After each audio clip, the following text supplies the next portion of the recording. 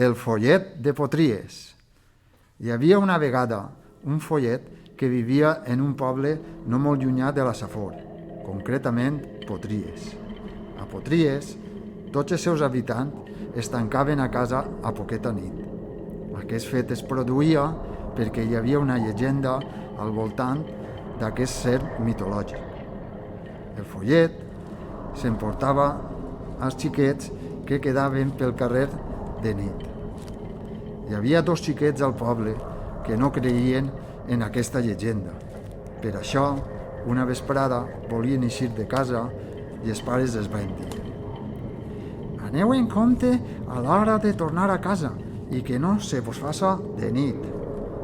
«Sí, tranquils, tornarem prompte. Fins després».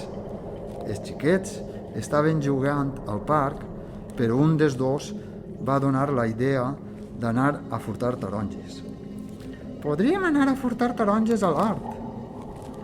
Val, anem, però tinguis en compte que hem de tornar prompte a casa per a que el follet no ens agafi. «No patisques, tot això és mentira». Els xiquets van anar a l'hort i es van posar a menjar taronges. De sobte, quan ja començava a fer fosca, sentiren un soroll al seu voltant.